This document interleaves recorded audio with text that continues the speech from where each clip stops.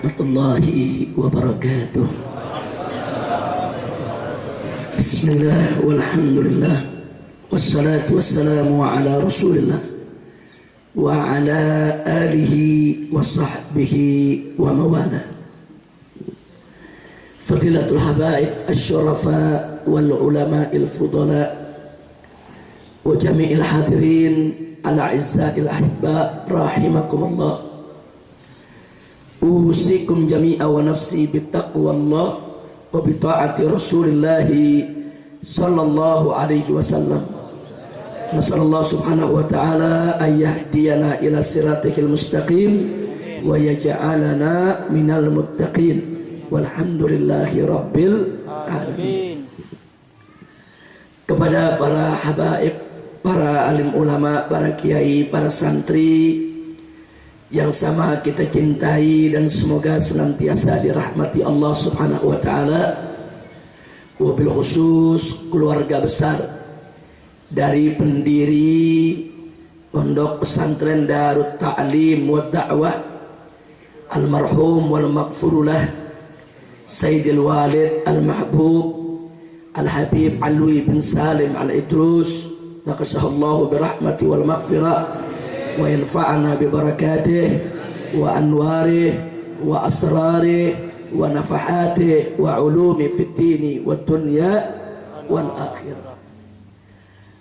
Dan alhamdulillah putra-putra beliau sampai saat ini terus melanjutkan pesantren dan majelis yang ditinggalkan oleh orang tua kita. Di sini ada Sayyidul Mahbub Al-Habib Asadullah, Sayyidul Mahbub Al-Habib Abdullah dan yang lainnya. Kita doakan mudah-mudahan seluruh daripada generasi penerus Al-Habib Alwi bin Salim Al-Idrus dilimpahkan oleh Allah rahmat dan keberkahan, diberikan kemenangan dalam setiap langkah perjuangannya, diberikan kebahagiaan dari dunia hingga akhiratnya, panjang umur dalam ibadah dan taat kepada Allah, sehat wal afiat, amin ya rabbal alamin. Nah, ahibail kiram, sebagaimana sama kita ketahui saat ini kita sudah memasuki tahun baru Islam 1436 Hijriyah. Bicara tentang tahun baru Islam, kita diingatkan tentang peristiwa hijrahnya Nabi Muhammad sallallahu alaihi wasallam. Kenapa? Karena Sayyidina Umar ibn Khattab radhiyallahu taala anhu ketika memulai penanggalan tahun baru Islam menjadikan hijrah Nabi sebagai titik awal perhitungan kalender Islam. Dan ini bukan tidak bermakna, karena Sayyidina Umar dengan para sahabat yang lainnya yang bermusyawarah ketika itu tahu betul, paham betul, mengerti betul bahwa titik terjadinya hijrah Nabi alaihi salatu wassalam itu merupakan titik balik daripada perjuangan Islam, yaitu titik awal bagaimana Nabi mulai merintis untuk mendirikan satu daulah Islamiyah yang dimana syariat Islam bisa ditegakkan secara kafah, yaitu di kota Al-Madinatul Munawwarah. Alhamdulillahi Rabbil Alamin. Nah, berkenaan dengan ini, tentu kalau bicara tentang hijrahnya Nabi, kita tidak bisa langsung bicara hanya terkait dengan hijrahnya, tapi kita juga harus mengingat rentetan asbab kenapa pada akhirnya Nabi alaihi salatu wassalam harus hijrah meninggalkan Mekah ke Al-Madinatul Munawwarah. Nah, untuk mengetahui ini, Allah subhanahu wa ta'ala menginformasikan kepada kita dalam Al-Quranul Karim dengan satu ungkapan ayat yang singkat, padat, ringkas, jelas, menghimpun semua kejadian yang dialami oleh Nabi kita Sayyiduna Muhammad sallallahu alaihi wasallam, di mana Allah menyatakan faqala ta'ala wa idh yamkuru bikal ladzina kafaru liyuthbituka aw yaqtuluka aw yukhrijuka wa yamkuruna wa yamkurullah wallahu khairul makirin. Shadaqallahul azim. Dalam ayat ini Allah menyatakan kepada nabinya sekaligus informasi sejarah buat kita semua di mana Allah menyatakan wa idh yamkuru bik, tatkala mereka berbuat makar kepada engkau wahai Nabi, tatkala mereka berbuat makar terhadap engkau wahai Rasul. Siapa mereka? Alladzina kafaru, orang-orang kafir. Untuk apa mereka melakukan makar kepada Nabi? Allah menyatakan liyusbituka. Liyusbitu dalam arti kata untuk membuat posisi Nabi diam tidak bergerak, dibungkam dakwahnya, dipenjarakan, diisolasi.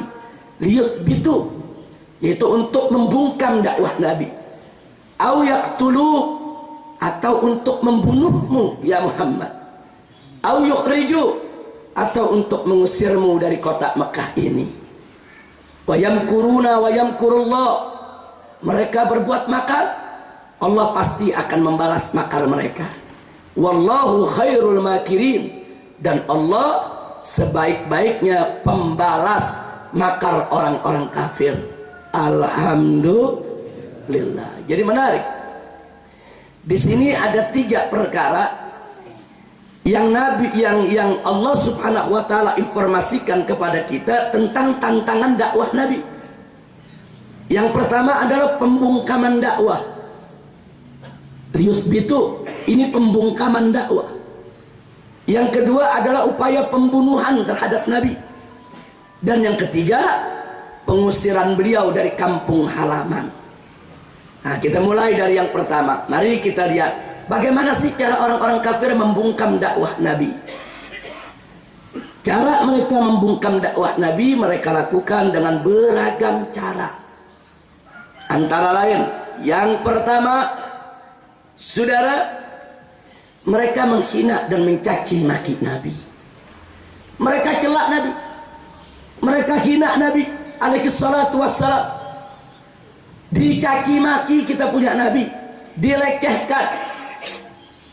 Nah, ini kenapa Nabi dilecehkan, kenapa Nabi dihina, kenapa Nabi dicaci maki? Tujuannya supaya mental Nabi jatuh, Nabi jera dan kapok untuk melanjutkan dakwah. Tapi tentu Nabi kita mentalnya tidak serendah itu, saudara. Nabi kita mentalnya sudah begitu kuat, begitu baja, tidak akan pernah bisa diluluhkan hanya sekedar dengan caci maki. Maka itu begitu caci maki tadi datang kepada Nabi, Nabi tidak peduli, Nabi tidak melayani. Beliau tetap istiqamah berdakwah, mengajak umat kepada kalimat la ilaha illallah. Dan caci maki terhadap Nabi nggak main-main, saudara. Sampai istrinya Abu Lahab itu setiap pagi mewajibkan dirinya untuk ngetok pintu rumah Nabi hanya untuk mencaci maki dan meludahi muka Nabi. Tiap pagi ketok pintu, mana Muhammad? Ketemu diludahi, dicaci maki tiap hari. Jadi luar biasa. Belum lagi caci maki dari paman yang bernama Abu Lahab, belum lagi dari semua orang-orang kafir Quraisy. Tapi Nabi tidak pernah mundur dari dakwahnya. Alhamdulillah. Yang kedua, begitu orang-orang kafir tadi melihat caci maki nggak cukup, tidak membuat Nabi jera, tidak membuat Nabi kapok, ditambah dengan cara berikutnya, saudara. Mereka menyebarluaskan fitnah terhadap Nabi. Difitnah dengan berbagai macam fitnah.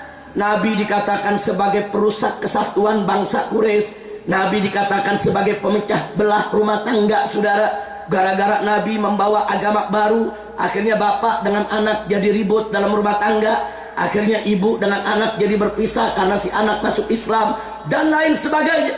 Sampai-sampai mereka mengatakan Muhammad itu sahirun majnun, tukang sihir yang sudah gila, memporak-porandakan persatuan bangsa dan menghancurkan rumah tangga, yaitu masyarakat Quraisy. Nggak sampai di situ. Setiap ada tamu datang dari luar kota Mekah, dijegat oleh tokoh-tokoh Quraisy. Dikatakan kalian mau masuk Mekah silakan, mau berdagang silakan, mau bermalam silakan, tapi hati-hati, jangan sampai kalian bertemu dengan Muhammad. Muhammad itu pendusta, pembohong, tukang sihir, orang yang sudah gila. Kalau kalian nanti ketemu dengan Muhammad, kalian akan kena sihirnya, dan itu bisa merusak daripada keutuhan hidup kalian di rumah kalian nanti. Oh, luar biasa, saudara. Apa tujuan fitnah tersebut? Nabi difitnah supaya masyarakat menjauh dari Nabi, supaya masyarakat takut yaitu dekat Nabi, supaya dakwah Nabi tidak berhasil, tidak lancar, tidak sukses. Ini namanya pembungkaman dakwah, saudara.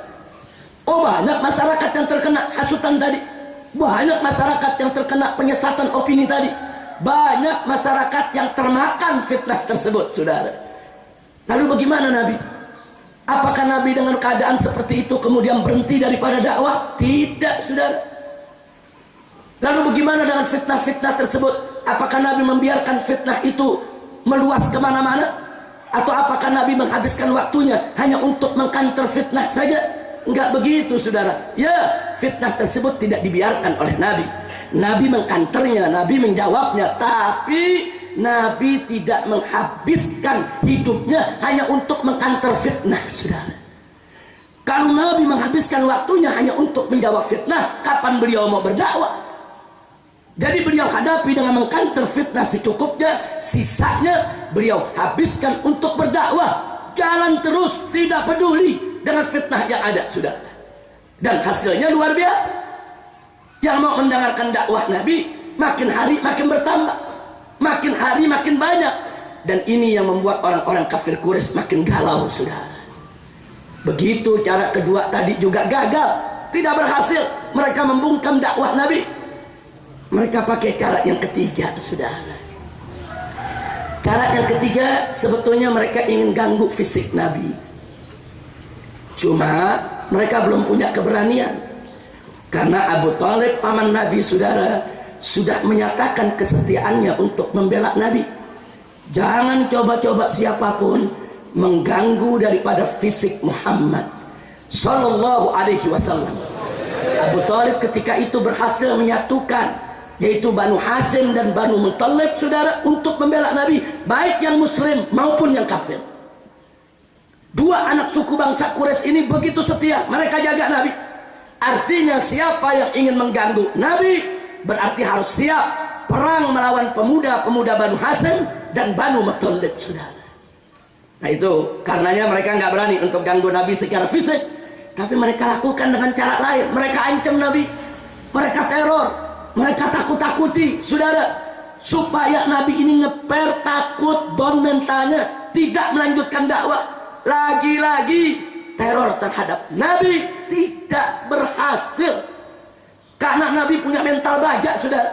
Enggak kendor dakwah Nabi hanya karena item teror dan intimidasi. Begitu gagal cara ketiga ini, mereka pakai cara yang keempat. Ini mereka tahu Muhammad ini cinta kepada para sahabatnya, Muhammad ini cinta kepada para pengikutnya. Lah kan pengikut Muhammad tidak semua punya qabilah yang kuat. Pengikut Muhammad ini kan banyak dari kalangan lemah. Kalau begitu kita siksa mereka.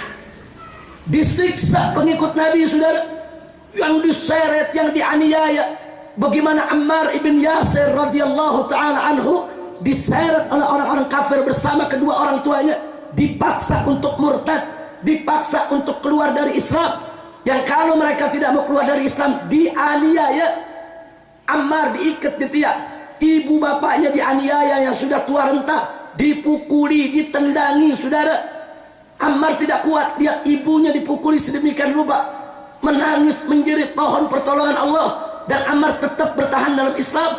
Si ibu dalam keadaan lebam-lebam, penuh darah, ngucur dari tubuhnya, saudara. Si ibu mengatakan, ya Ammar, wallahi, walaupun ibumu harus dibunuh pada hari ini, aku tidak ridho kalau kau keluar dari Islam.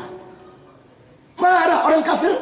Lihat si ibu mengatakan begitu, dibanting si ibu, saudara, depan Ammar. Setelah itu tahu apa yang terjadi, saudara? Abu Jahal dengan biadabnya mengambil sebuah tombak. Ibunya Ammar yang bernama Sumayyah ditusuk oleh Abu Jahal, maaf, dari depan kemaluan tembus ke belakang, saudara. Mati sampai Ammar ibn Yasir pingsan dibuatnya, saudara. Selanjutnya ayahnya Ammar dibunuh juga. Kenapa mereka lakukan itu, saudara? Karena mereka tahu Nabi cinta kepada umatnya, cinta kepada para sahabatnya. Mereka mau hancurkan jiwa Nabi, mereka mau hancurkan perasaan Nabi, mereka mau permainkan cinta Nabi supaya Nabi menderita, supaya Nabi saudara secara psikologis terganggu dan Nabi tidak lagi berani untuk melanjutkan dakwah. Bukan itu saja saudara, bagaimana sahabat-sahabat yang lain saudara, seperti Khabbab umpamanya disetrika kepalanya, bagaimana ada perempuan yang disiksa hingga buta matanya saudara, dianiaya. Bilal diseret ke tengah padang pasir saudara, dia telanjangi badannya saudara, dijemur, dicambuki saudara. Enggak sampai di situ, ditindih dengan batu karang yang besar, dipaksa untuk keluar dari Islam. Bilal tetap mengatakan ahad, ahad. Tidak ada mereka yang murtad hanya karena siksaan saudara. Lalu bagaimana dengan kita punya Nabi saudara? Ya, kali ini Nabi kita harus mengevaluasi cara dakwahnya saudara. Nabi berhenti sejenak karena ini persoalan sangat serius. Sahabat disiksa dan dibunuh saudara. Nabi dihadapkan dalam posisi yang sangat dilematis. Kalau beliau tidak berdakwah, beliau berdosa, karena itu kewajiban dari Allah. Tapi kalau beliau berdakwah, sahabat beliau, pengikut beliau dibunuh. Beliau dihadapkan kepada posisi yang serba sulit. Meninggalkan dakwah berarti meninggalkan perintah Allah. Berdakwah berarti membiarkan para sahabat dibunuh. Nabi berhenti sejenak. Beliau berpikir dalam, berpikir keras, bagaimana supaya dakwah jalan, sahabat tetap aman saudara. Inilah salah satu bukti fatonahnya Nabi kita, cerdasnya yang luar biasa dalam berdakwah saudara. Beliau stop sebentar itu dakwah saudara, kemudian beliau cari informasi di mana tempat yang bisa aman buat para sahabatnya yang lemah ini untuk menjaga iman dan akidahnya. Dan dalam waktu yang singkat beliau sudah dapat kabar ada satu negeri bernama Habasyah, dipimpin oleh seorang penguasa yang digelari Najasyi, seorang Nasrani, seorang ahlul kitab, tapi yang sangat toleran, yang tidak akan mengganggu umat beragama lain untuk ibadah di negerinya saudara. Dan Nabi mendapatkan berita bukan sembarang berita, bukan sekadar isu, tapi betul-betul Nabi tasabbut, Nabi betul-betul ta'aqqud saudara. Kalau ini berita bisa dipertanggungjawabkan.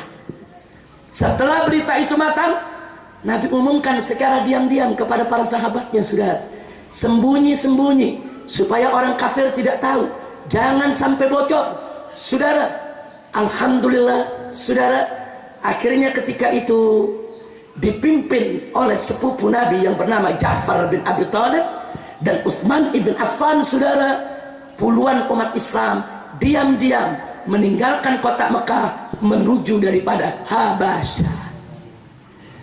Begitu orang kafir Quraisy tahu ada puluhan orang Islam pengikut Nabi berangkat ke negeri Habasyah, bukan mereka diam, mereka kejar saudara, mereka kejar. Begitu sampai di negeri sana saudara, mereka datang ketemu Najasyi. Ini pembantu-pembantunya Najasyi, menteri-menterinya Najasyi dikasih hadiah oleh orang kafir Quraisy. Untuk apa? Untuk membujuk Najasyi agar orang-orang Islam tersebut dikembalikan ke kota Mekah saudara. Dia bayar kepada para menterinya sampai bisa ketemu dengan Najasyi.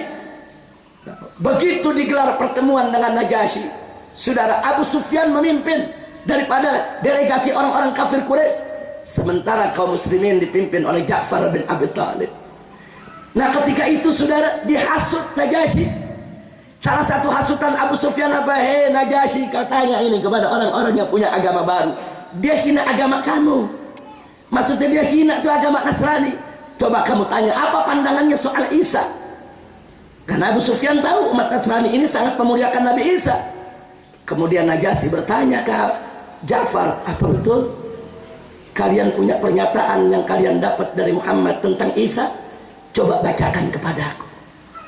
Ja'far bin Abi Thalib saudara, orang cerdas, orang pandai, hafal Al-Quran. Beliau keluarkan satu persatu ayat-ayat Al-Quran yang bicara tentang Isa alaihissalam, yang membuat Najasyi saudara terkejut, kaget, terkagum-kagum, sampai akhirnya Najasyi berdiri di hadapan Ja'far. Sebetulnya beda kalian dengan kami hanya segaris.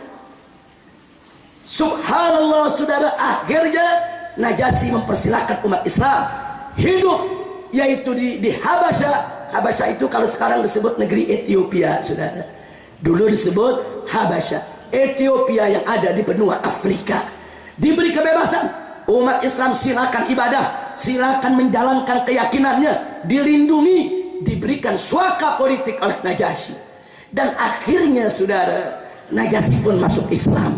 Alhamdulillahirabbil alamin. Walaupun pada akhirnya belakangan beliau masuk Islam, tapi saya ingin cerita sebelum beliau masuk Islam, saudara, betapa beliau memberikan, yaitu satu toleransi, suaka, perlindungan kepada muhajirin, yaitu orang-orang yang berhijrah dari Mekah untuk menyelamatkan Islam dan akidah. Setelah Nabi dengar kabar bahwa Najasyi memberikan suaka politik, perlindungan, Nabi melanjutkan lagi dakwahnya di Mekah, saudara. Anda bisa lihat taktik Nabi, saudara. Bagaimana dakwah jalan, pengikut aman. Bagaimana dakwah jalan, pengikut ini tidak dipermainkan oleh orang-orang kafir, saudara. Inilah yang dilakukan oleh Nabi kita Sayyiduna Muhammad sallallahu alaihi wasallam. Gagal lagi orang kafir untuk membungkam dakwah Nabi, gagal. Nah, lalu apa yang mereka lakukan kali ini, saudara? Setelah berulang kali mereka pakai macam-macam cara gagal, sampai dibunuh pengikut Nabi juga gagal, saudara. Akhirnya saudara, mereka mengutus salah satu tokoh mereka untuk kompromi dengan Nabi, ya saudara. Kompromi. Utusan mereka datang, ya Muhammad, kita satu bangsa, kita satu keluarga, kenapa kita bertikai? Kami sekarang mengajukan proposal perdamaian denganmu.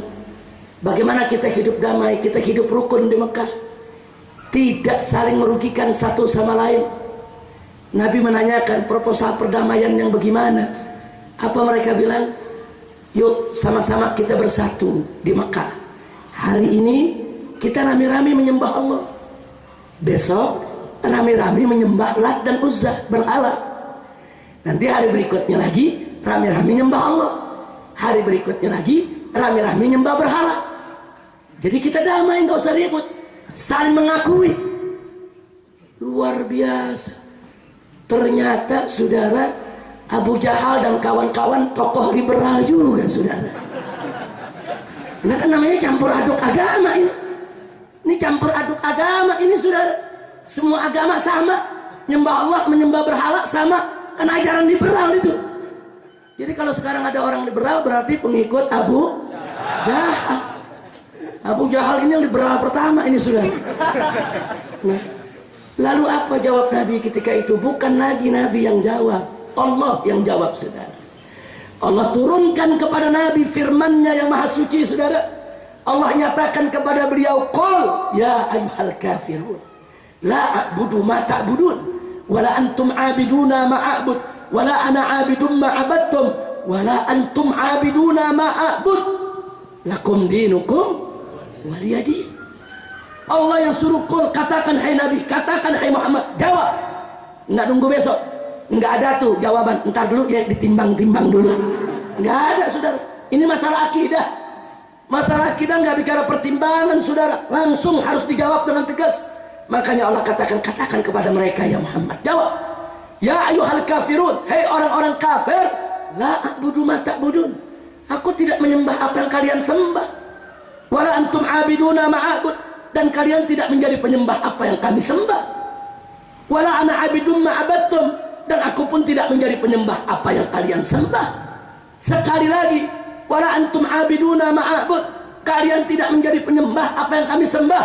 Lakum dinukum, bagi kalian agama kalian, waliyadin, dan bagiku adalah agamaku.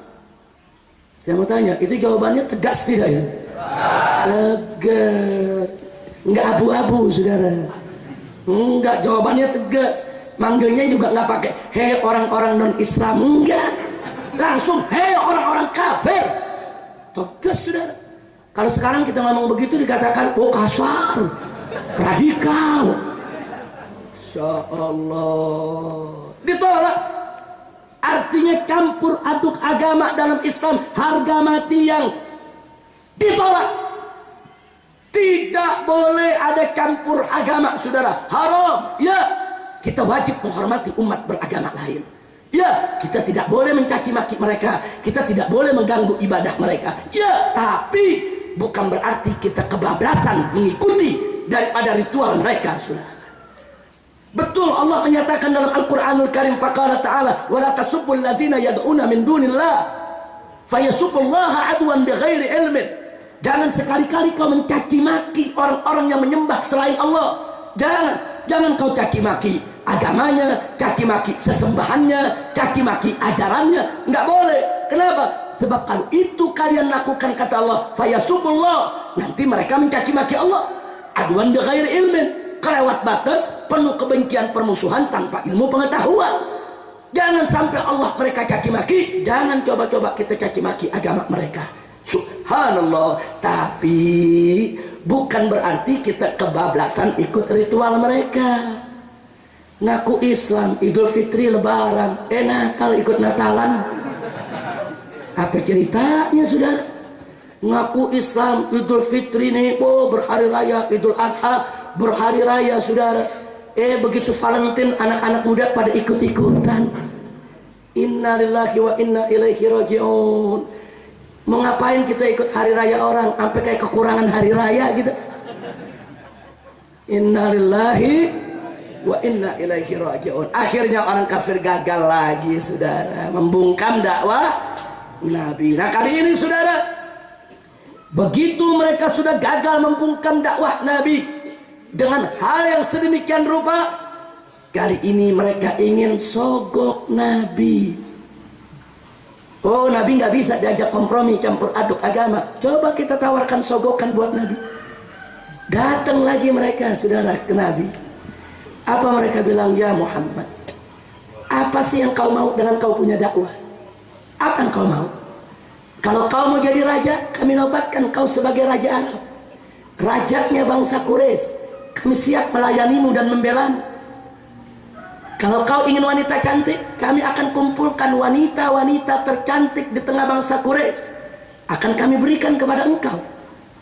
Kalau kau menginginkan harta benda, kami berikan separuh dari harta benda seluruh bangsa Quraisy untukmu, ya Muhammad.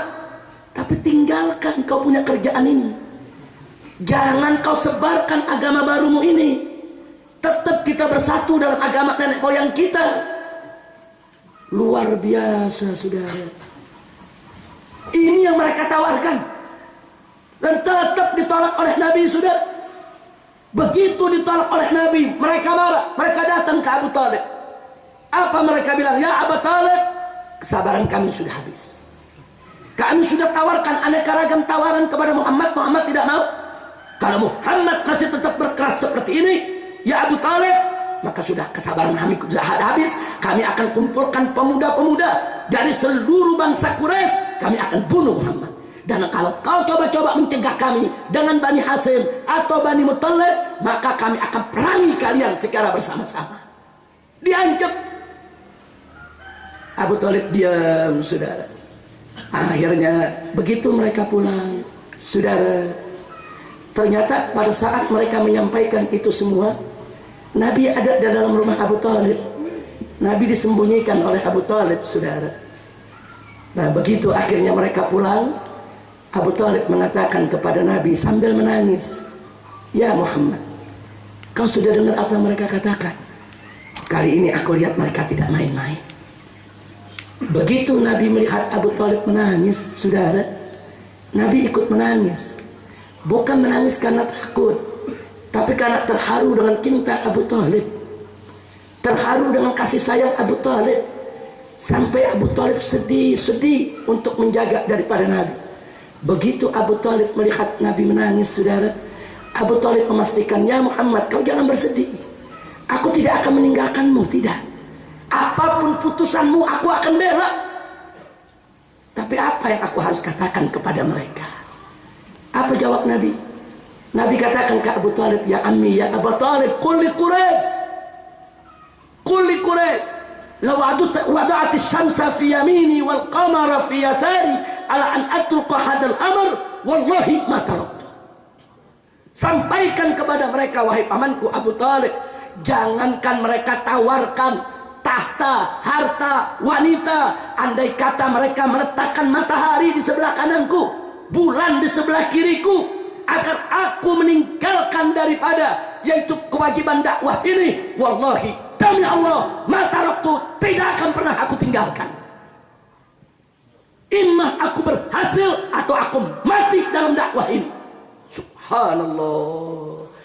Jadi ucapan Nabi ini, saudara, ada dua dimensi. Pertama, jangankan tawaran harta tahta wanita, tawaran matahari, bulan dan seisi dunia buat Nabi, Nabi tidak tinggalkan dakwah. Itu dimensi pertama. Dimensi kedua, jangankan ancaman tadi, diancam mau dibunuh sama orang-orang Quraisy, saudara, mau dikepung, mau dikerubuti. Andaikan matahari, bulan ditibanin kepada Nabi, yang beratnya luar biasa, saudara. Ya kalau orang ketiban bulan matahari pasti mati, saudara. Nabi nggak peduli seberat apapun tantangannya. Artinya dimensinya ada dua. Semanis apapun tawarannya, sehebat dan seberat apapun ancaman dan tantangannya, tetap Nabi tidak akan meninggalkan dakwah. Subhanallah. Batal lagi, gagal lagi mereka punya upaya membungkam dakwah Nabi. Hari ini apa yang mereka lakukan? Mereka kumpul di Ka'bah, saudara. Mereka kumpul bersama-sama. Mereka tunjukkan kemarahan mereka, saudara. Mereka kumpulkan pemuda-pemuda Quraisy dengan pedang terhunus. Mereka datangi yaitu Abu Talib untuk mereka bunuh kita punya Nabi, saudara. Tapi ketika berita itu tersebar, seluruh pemuda Bani Muttalib dan Bani Hashim menghunus pedang, rame-rame datang ke syu'bahnya Abu Talib, saudara. Rame-rame mengepung rumah Abu Talib. Mereka siap perang, mereka siap mati. Berhadap-hadapan dua kubu pemuda, yang satu membunuh Nabi, yang satu membela Nabi, saudara. Akhirnya orang-orang kafir tadi mundur. Begitu melihat kesigapan Bani Hashim, kesigapan Bani Muttalib dalam membela Nabi, dan Abu Talib instruksikan mereka, ada yang masuk bunuh, ada yang masuk habisi, tidak boleh ada yang menyentuh Muhammad. Subhanallah. Akhirnya mereka mundur, tapi mereka marah, mereka kecewa. Kemana mereka mundur? Mereka kumpul di sekitar Ka'bah, mereka buat petisi. Mulai hari ini seluruh bangsa Quraisy tidak boleh ada yang berhubungan dengan Muhammad dan para pembelanya. Baik yang belanya itu muslim maupun yang belanya itu kafir dari kalangan Bani Hashim dan Bani Muttalib. Jangan ada yang berdagang dengan mereka, jangan ada yang beli dagangan mereka. Dan kalau mereka belanja kepada Quraisy, tidak boleh dilayani. Jangan tengoki mereka, jangan tegur mereka, jangan bantu mereka, dan jangan ada yang menerima lamaran mereka atau mereka yang melamar Quraisy yang lainnya. Tolak semua lamaran, putuskan sebuah hubungan. Dan mereka tidak boleh keluar dari kota Mekah. Mereka harus dikepung, diawasi. Saudara, petisi ini ditulis di kulit binatang, saudara, digulung, dimasukkan dalam kotak, disimpan di dalam Ka'bah. Saudara, bulan pertama Nabi dan para sahabat bertahan, masih banyak perbekalan, saudara. Bulan kedua perbekalan mulai susut. 6 bulan mulai susah, saudara. Mau belanja udah nggak bisa, perbekalan udah mulai habis, saudara. Mau keluar dari kota Mekah dijegat, tidak boleh ada yang keluar dari kota Mekah. Diisolasi, saudara, diembargo. Ini namanya embargo ekonomi, embargo sosial politik. Betul-betul diembargo habis, tidak boleh, diboikot. Masuk 1 tahun, saudara, mulai mereka makan 1 kurma buat 2 hari. Coba lihat penderitaan mereka, saudara. Malah Nabi mulai makan daun-daun kering, saudara. Sehari makan, sehari tidak makan. Taruh batu di perut, diikat perutnya dengan batu, saudara, untuk menahan perih lapar. Untuk apa semua itu Nabi dan para sahabat melakukannya? Hanya untuk dakwah di jalan Allah, mencari ridho Allah, menegakkan kalimat la ilaha illallah. Enggak peduli. Masuk tahun kedua, saudara, menjelang tahun ketiga, mulai ada yang bertumbangan, yang sakit, yang kelaparan, yang meninggal dunia, saudara. Dan Nabi selalu memohon pertolongan Allah. Dan Nabi tahu betul kalau ini adalah Saudara, ini adalah ujian dari Allah. Sampai ada sebagian sahabat datang kepada Nabi, ya Rasulullah, mata Rasulullah, wahai Rasulullah, kapan ini pertolongan Allah? Bukan mereka nggak sabar, bukan, saking menderitanya saudara, saking sulitnya kondisi di saat itu saudara, nggak ada yang bisa menyelamatkan mereka kecuali pertolongan Allah. Luar biasa. Sampai masuk tahun ketiga saudara, diboikot habis, dan Nabi tetap berdakwah, tidak peduli siapa yang Nabi jumpai dari orang kafir, tetap Nabi ajak untuk masuk Islam. Inilah Nabi kita saudara.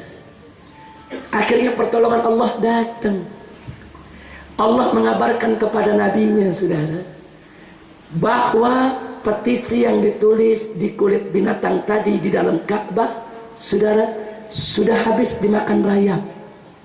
Siapa yang tahu saudara? Ada di dalam kotak, di dalam Ka'bah, nggak ada yang lihat, dikunci, digembok saudara. Kemudian Nabi kumpulkan para sahabatnya, kami kasih kabar gembira, busra lakum, ada kabar gembira buat kalian semua.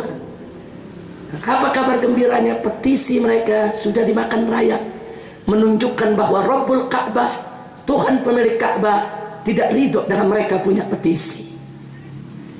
Nah, begitu berita ini menyebar, didengar oleh Hamzah ibn Abdul Muttalib, Hamzah langsung dengan gagah datang ke depan Ka'bah, diundang tuh semua orang kafir. Masyarakat Quraisy, ayo kita kumpul. Rabbul Ka'bah, Tuhan pemilik Ka'bah ini yang kita semua sama yakini keberadaannya, dia tidak rela dengan petisi kalian. Orang-orang kafir ketawa, mentertawakan Hamzah. Dari mana kau bilang gak rela? Kalian punya petisi udah dimakan rayap. Oh, ditertawakan Hamzah oleh orang-orang kafir. Kau ngigo ya Hamzah, kau sudah gila karena udah kelaparan. Akhirnya Hamzah tantang, baik, kita buktikan sekarang, apakah Rabbul Ka'bah ini ridho dengan kalian punya petisi atau tidak. Dan kalau ternyata betul dimakan rayap, berarti Muhammad benar, Rabbul Ka'bah tidak rela, harus kalian stop ini boikot. Diterima saudara. Tadinya sebagian nggak mau, tapi Mut'im bin Adi, salah seorang tokoh kafir Quraisy yang dianggap cukup bijak saudara, dia katakan harus kita lihat, harus kita buktikan. Orang kafir sama orang kafir ribut, yang sebagian bilang jangan, ini cuma ngigoknya mereka, yang sebagian bilang enggak, kita harus lihat. Di antara yang ngotot untuk melihat adalah Mut'im bin Adi saudara. Akhirnya Ka'bah dibuka, kotak dibuka, subhanallah, petisi itu sudah habis dimakan rayap kecuali tulisan Bismillah. Cuma nama Allah yang rayap nggak berani makan. Loh kok pakai Bismillah? Karena memang orang-orang kafir ini, mereka percaya Allah itu ada, tapi mereka tidak mentauhidkan Allah. Di samping Allah mereka menyembah daripada berhala-berhala. Makanya dalam Al-Quran Allah menyatakan kepada Nabi, wala in sa'altahum man khalaqas samawati wal ard la yaquluna Allah. Kalau kau bertanya kepada mereka orang-orang kafir itu, ya Muhammad, siapa menciptakan langit dan bumi, mereka akan jawab Allah. Cuma mereka tidak mentauhidkan Allah, mereka tidak mengesahkan Allah, mereka ciptakan Tuhan-Tuhan baru, aliha, di samping Allah subhanahu wa ta'ala. Jadi dalam tulisan tadi mereka masih sebut nama Allah, dengan nama Allah, dengan nama Lat, dengan nama Uzza, dengan nama Manat, dengan nama berhala. Yang lain dimakan rayap, kecuali Bismillah yang tidak dimakan rayap. Subhanallah, rayap tahu mana Tuhan yang benar, mana Tuhan yang nggak benar. Rayap tahu saudara. Kan kelewatan kalau manusia nggak tahu dikasih akal oleh Allah. Nah, mudah-mudahan kita semua selalu dikuatkan iman oleh Allah subhanahu wa ta'ala. Begitu dilihat sedemikian rupa, sebagian tokoh Quraisy mengatakan boikot tetap harus berlanjut, tapi Mut'im bin Adi mengatakan tidak bisa. Ini bukti Rabbul Ka'bah yang sama kita yakini keberadaannya tidak rela dengan petisi kita. Stop, tidak boleh kita lakukan dan tidak boleh lagi kita lanjutkan ini. Stop. Akhirnya mereka tidak boikot lagi saudara. Mulailah Nabi dengan mereka berbelanja lagi, bergaul lagi, berhubungan lagi, dan Nabi terus berdakwah lagi. Alhamdulillah. Tapi mereka orang kafir Quraisy gak puas. Nggak puas, ini bagaimana caranya untuk menghentikan daripada dakwah Nabi. Nah kemudian saudara, mereka bikin aturan. Saudara, aturannya adalah saudara, bahwa Nabi kalau ingin di kota Mekah tidak boleh berdakwah lagi. Mereka tidak boikot, tapi Nabi nggak boleh keliling untuk dakwah. Nah, akhirnya apa yang terjadi? Nabi hijrah ke Taif. Karena sebelum itu saudara, Nabi tidak mereka ganggu, mereka tetap berdakwah. Tapi ada satu berita duka datang. Setelah selesai masa-masa sulit tadi saudara, istri Nabi tercinta, tulang punggung dakwah Nabi, Sayyidatuna Khadijatul Kubra radhiyallahu taala anha meninggal dunia. Dan beberapa bulan berikutnya Abu Thalib juga meninggal dunia. Begitu dua orang ini meninggal dunia, gembira orang-orang kafir Quraisy, saudara. Bagi mereka pelindung Nabi sudah tidak ada, pembela Nabi sudah tidak ada, penyokong dana dakwah Nabi sudah tidak ada. Mulai saat meninggalnya Abu Thalib, mereka mulai mengganggu Nabi secara fisik, saudara. Karena setelah Abu Thalib meninggal, tidak ditemukan satu tokoh yang mampu menggantikan peran Abu Thalib untuk menyatukan Bani Hashim dan Bani Muthalib untuk membela Nabi sebagaimana yang dilakukan oleh Abu Thalib, saudara. Mereka mulai ganggu Nabi. Sekarang Abu Thalib udah nggak ada lagi yang bela Nabi. Nabi mulai diganggu fisiknya, saudara. Begitu beliau sedang munajat di depan Ka'bah kepada Allah, tiba-tiba orang-orang kafir datang, saudara. Salah satu dari mereka maju, dililit leher kita punya Nabi dengan kain panjang, diseret-seret, saudara, sampai Nabi tercekik, matanya melotot, tidak bisa nafas, muka merah, diseret. Di saat-saat yang genting tersebut muncul Sayyidina Abu Bakar Siddiq. Begitu dari kejauhan melihat Nabi sedang diseret-seret, tidak bisa bernafas, Sayyidina Abu Bakar Siddiq mabur lari mengejar, didorong orang tersebut, saudara. Beliau selamatkan kita punya Nabi. Sampai Abu Bakar Siddiq mengatakan, tegaknya kalian ingin membunuh seorang yang hanya mengajak kalian kepada la ilaha illallah. Dilawan. Makanya jangan sembarangan kurang ajar kepada Sayyidina Abu Bakar, sudah. Perjuangannya luar biasa bersama Nabi. Akhirnya Nabi bisa diselamatkan. 2 hari berikutnya lagi, saudara, orang-orang kafir ini, saudara, bawa perut unta yang disembelih kemarin, yang baunya sudah luar biasa, yang di dalam isinya banyak kotoran, saudara. Begitu Nabi sedang sujud salat depan Ka'bah, mereka datang, mereka sirami itu Nabi dengan kotoran unta, dengan isi perut unta. Saudara, ketika itu putri Nabi tercipta, jantung hatinya Sayyidatuna Fatimah Zahra radhiyallahu taala anha datang membersihkan semua kotoran. Dia lawan itu orang-orang kafir, saudara. Fatimah Zahra singa betina, tidak diam ayahnya diperlakukan sedemikian rupa. Dia berdiri tolak pinggang dan lawan orang-orang kafir tadi, saudara. Tapi Nabi mengingatkan, itma'inni ya benati, tenang, sabar, sabar, kau diam. Nabi nggak mau nanti putrinya yang diganggu oleh orang-orang kafir, saudara. Nah, karena tiap hari Nabi diganggu fisiknya, nggak aman lagi dakwah di Mekah. Maka itu Nabi pergi hijrah ke Taif. Singkat cerita, ternyata orang Taif sudah terhasut oleh opini Quraisy. Orang-orang Quraisy sudah bikin cerita macam-macam. Awas, Muhammad itu penghancur rumah tangga, Muhammad itu tukang sihir, Muhammad itu bikin urusan rumah tangga berantakan, penghancur kesatuan. Orang-orang Taif percaya, saudara. Begitu Nabi masuk ke sana, mereka usir. Yang tua, yang muda, lelaki, perempuan, semua turun ke jalan, mengusir Nabi, menimpuki Nabi dengan besi, dengan kayu, dengan batu, saudara. Sampai sekujur tubuh Nabi berlumuran darah, pakaiannya yang serba putih berubah jadi merah. Diusir sampai beliau pingsan, saudara. Diusir. Jangankan kita yang mendengarnya, malaikat yang mulia yang mengetahui hal tersebut marah, minta izin kepada Allah untuk membela Nabi. Itu malaikat datang kepada Nabi, minta diperintah untuk menghancurkan Taif. Tapi Nabi tidak mengharapkan itu. Nabi hanya mengatakan, la, jangan. Bal arju an takhruja min aslabihim man yu'minu billahi wa rasulih. Bahkan aku tetap berharap kepada Allah agar nanti dari anak turunannya, generasi penerusnya, ada orang-orang yang beriman kepada Allah dan Rasulnya. Makanya sampai detik ini tidak ada satu pendidik Taif pun yang kafir, saudara. Nggak ada. berkat doa Nabi kita Muhammad sallallahu alaihi wasallam. Begitu Nabi diusir, saudara, tinggal putra angkatnya Zaid ibn Harithah kebingungan yang mendampingi Nabi. Ya Rasulullah, kita mau pergi kemana sekarang? Dari Mekah kita udah diusir, masuk Taif nggak diterima. Nah kalau Taif aja tetangga nggak nerima, bagaimana yang jauh-jauh? Kita nggak tahu keadaan mereka. Kata Nabi, tenang ya Zaid, Allah pasti akan beri jalan keluar. Nggak berapa lama kemudian kata Nabi, ya Zaid, kau datangi Mut'im bin Adi.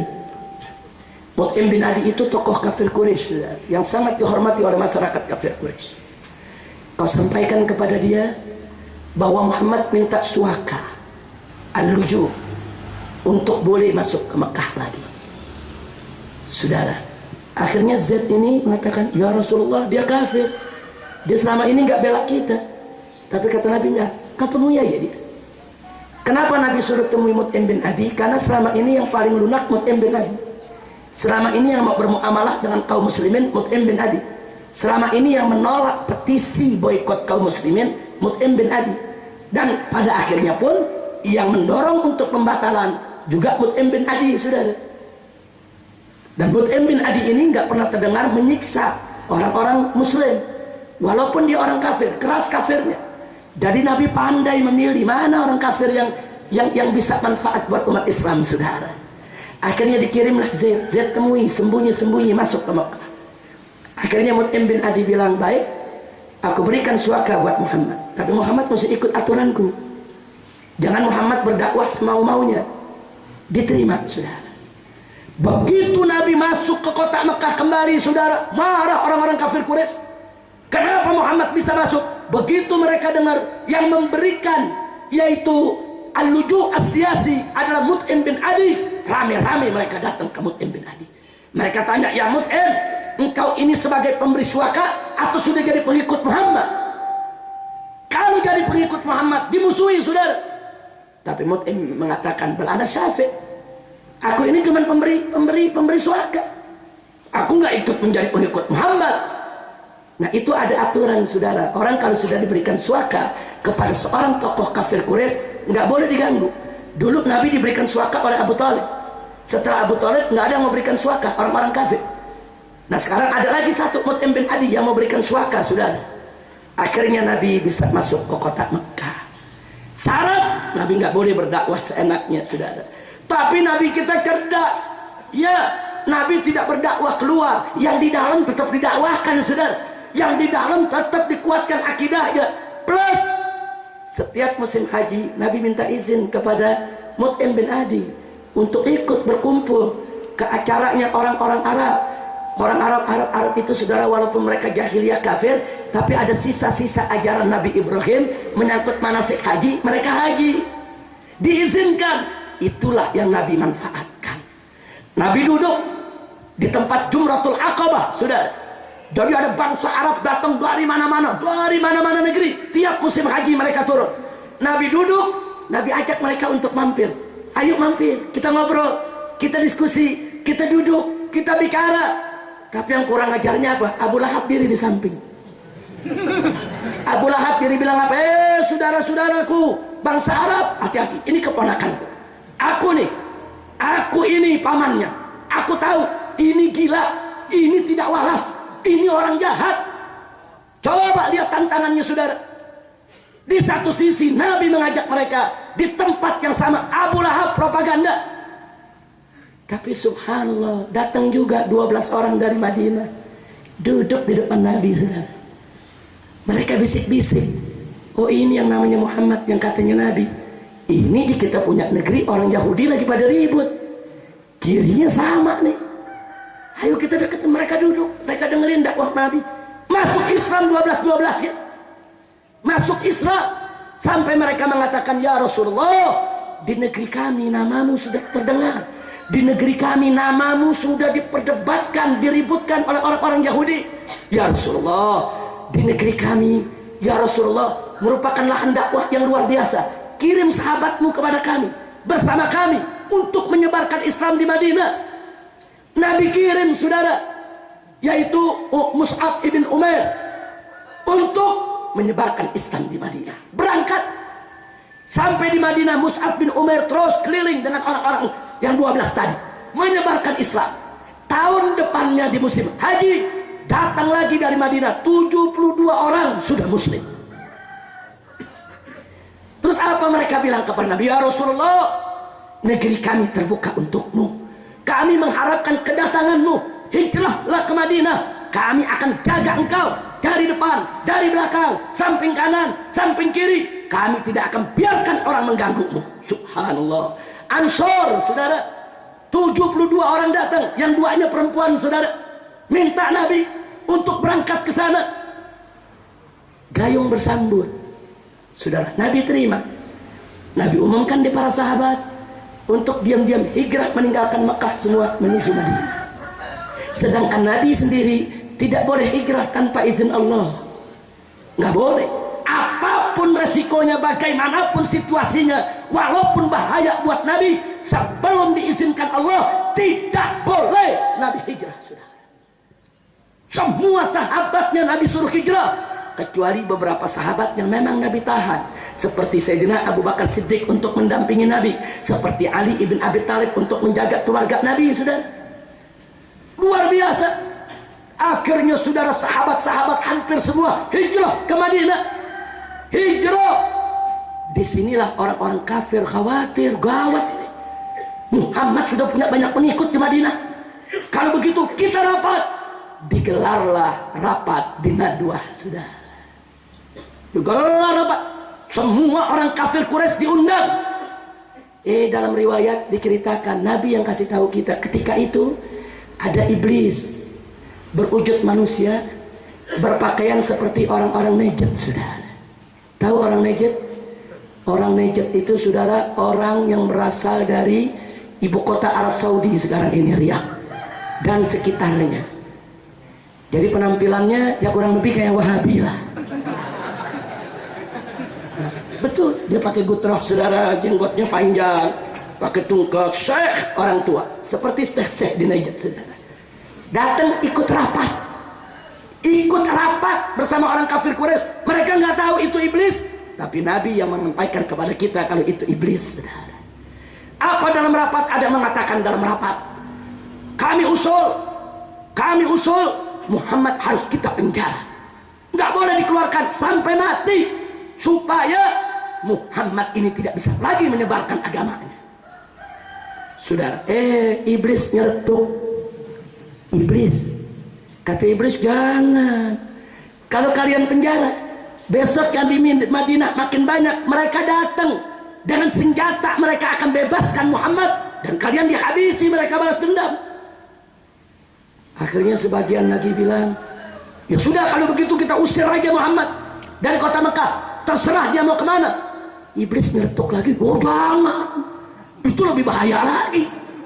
Kalau Muhammad dilepas, dia berangkat ke Madinah, dia makin kumpulkan kekuatan. Apa kalian lupa selama ini kalian bunuh sahabatnya, kalian rampas harta bendanya, besok Muhammad datang, Muhammad akan balas dendam kepada kalian. Abu Jahal nunjuk.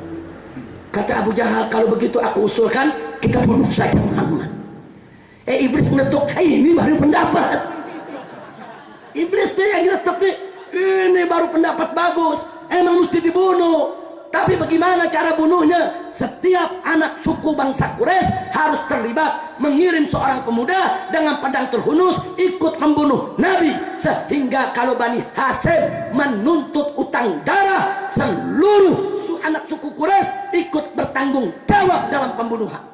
Dengan demikian Bani Hasyim tidak bisa menuntut kita semua. Setuju, saudara? Luar biasa. Makanya kalau rapat hati-hati, iblis suka nyusup tuh. Iya, kadang-kadang pakaiannya kayak paling alim dia, saudara.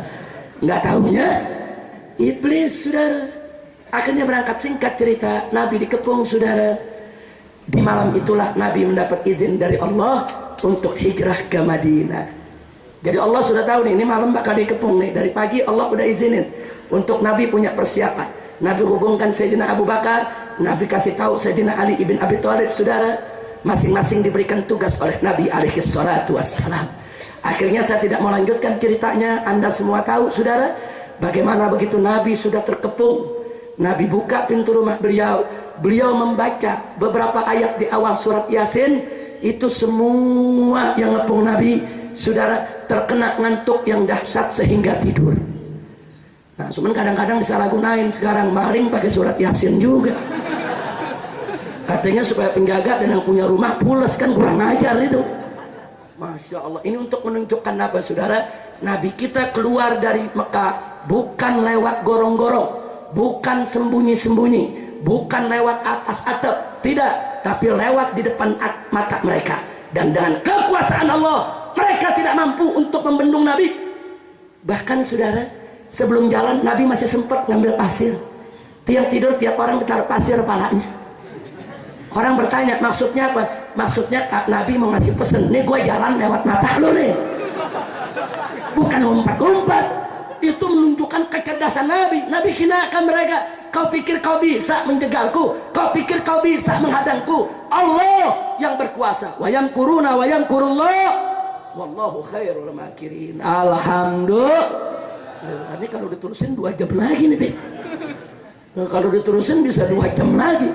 Saya pikir cukup sampai di sini, lanjutannya di kedatangan yang akan datang, insya Allah. Nah, tapi apa hikmah yang saya mau ambil? Sebagaimana tadi disampaikan oleh Habib Asadullah, di mana dulu orang tua kita yang membangun tempat ini, saudara, itu termasuk deretan ulama-ulama, deresan habaib yang mengatakan yang hak itu hak, yang batil itu batil, lau matalaim.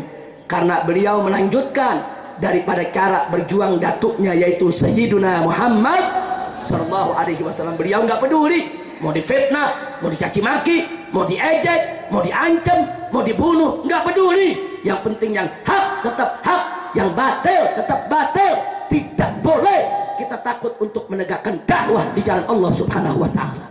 Nah, mudah-mudahan keberanian semacam itu menular, yaitu kepada seluruh santri-santrinya, generasi penerusnya, liisil Islam wal muslimin, amin ya rabbal alamin. Nah, kesimpulan yang saya ingin ambil, Nabi dulu berjuang dicaci maki. Saya tanya, habaib dan ulama yang saat ini berjuang istiqomah, di dalam perjuangannya ada yang dicaci maki?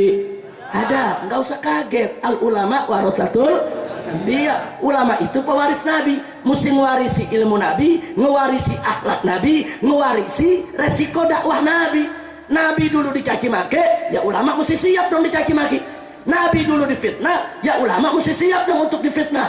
Nabi dulu, saudara, diteror, diintimidasi, ulama mesti siap dengan teror dan intimidasi. Dulu Nabi kuat, nggak mempan diteror, akhirnya pengikutnya diteror.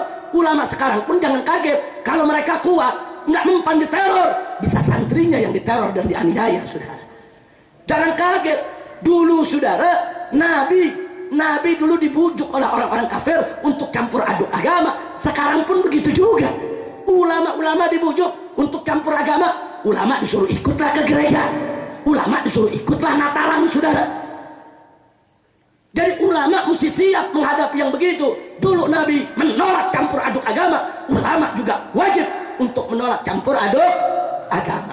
Nah, dulu Nabi kita lihat diboikot, saudara. Jangan kaget kalau ada ulama sekarang berjuang diboikot. Orang nggak boleh nyumbang dia, orang nggak boleh nyumbang majelisnya, saudara. Kalau dia dagang, jangan ada yang beli. Kalau perlu listriknya diputusin, saudara. Coba kita lihat. Jadi jangan kaget dengan tantangan-tantangan semacam itu. Dulu Nabi mau dibunuh, dikepung saat hijrah, saudara. Jangan kaget kalau ulama sekarang juga direncanakan untuk dibunuh. Dan Nabi dulu diusir dari kota Mekah, saudara. Jangan kaget kalau ada ulama nanti diusir dari kampung halaman, bahkan dari negerinya, saudara. Harus siap kalau ingin menjadi warasatul anbiya. Itu saja yang saya mau sampaikan pada hari ini.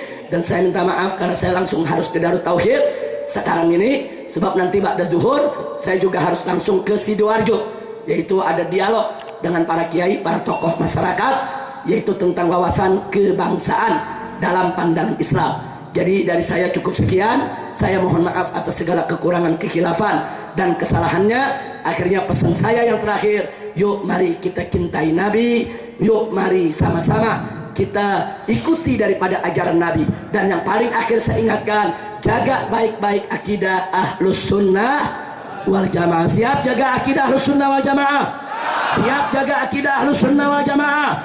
Jadi jangan terpengaruh dengan ajaran Wahabi, ajaran Syiah, ajaran-ajaran yang ada di luar Ahlus Sunnah. Saudara, jangan ada terpengaruh. Yuk kita perkuat akidah kita di Ahlus Sunnah wal Jamaah agar kita mengikuti jalan yang lurus sebagaimana jalan yang pernah ditetapkan oleh Nabi Muhammad Sallallahu Alaihi Wasallam. Sekian, terima kasih atas segala perhatian. Mohon maaf atas segala kekurangan. Hadani Allah wa iyyakum ila siratikal mustaqim. Wassalamualaikum warahmatullahi wabarakatuh.